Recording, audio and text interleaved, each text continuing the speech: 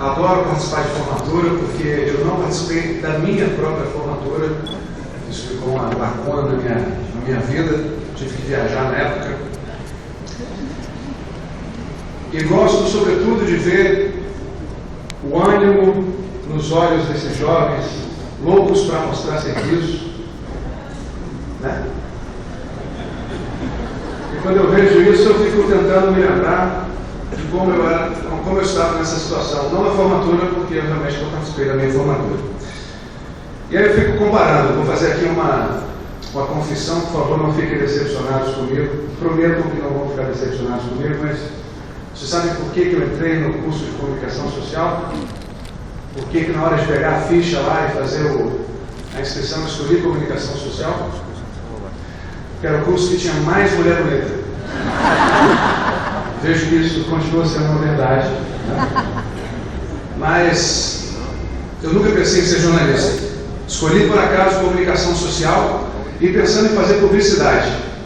Foi só depois de 2 anos na faculdade, de um estágio em que eu não gostei do trabalho numa agência, que eu decidi fazer jornalismo, porque era a outra opção. E que ganhava um diploma que era necessário. Hoje em dia não é mais assim, né? Mas a faculdade é necessária.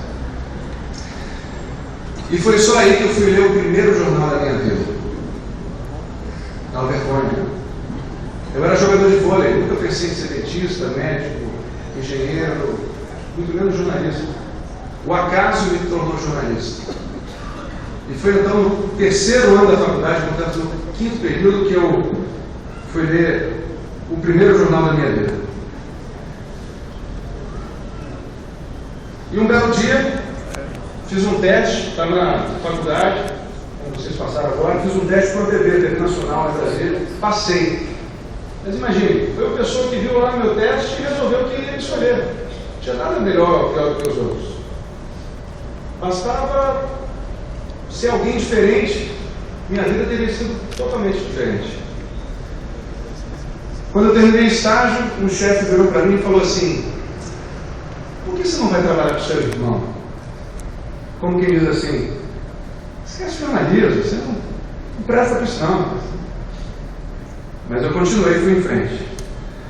Me formei, passei por aquela fase que é a pior da vida da pessoa, em que ela se transforma de estudante em desempregado.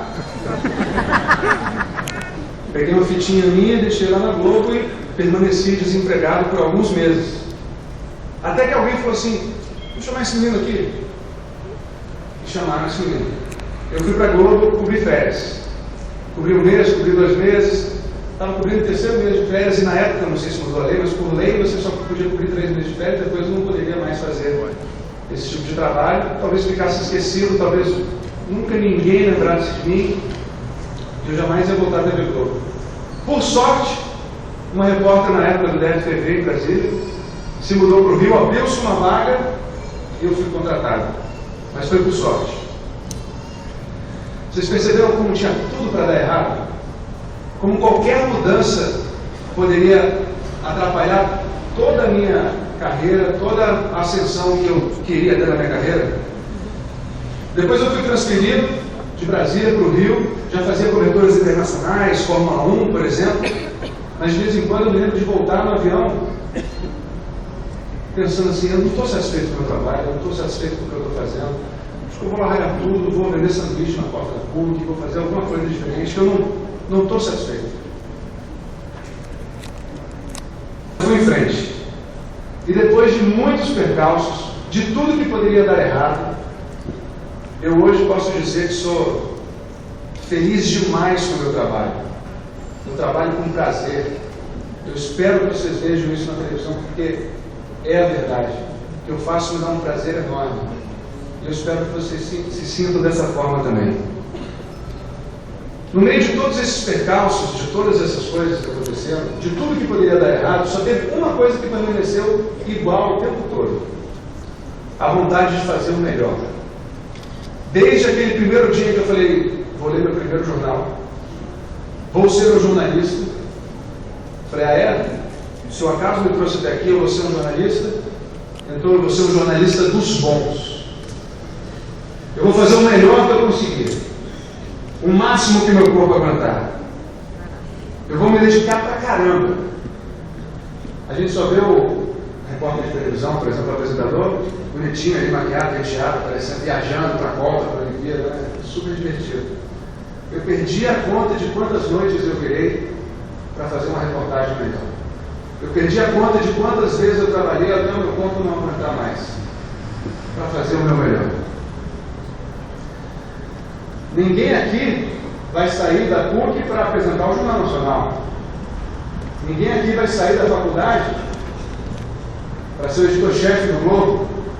Vocês vão ralar muito. E muitas vezes vai dar vontade de dizer: eu não aguento mais, isso não serve para mim, não vai dar. Não desistam. Sigam em frente. Talvez o destino não seja generoso como alguns de vocês. Talvez seja mais generoso como outros.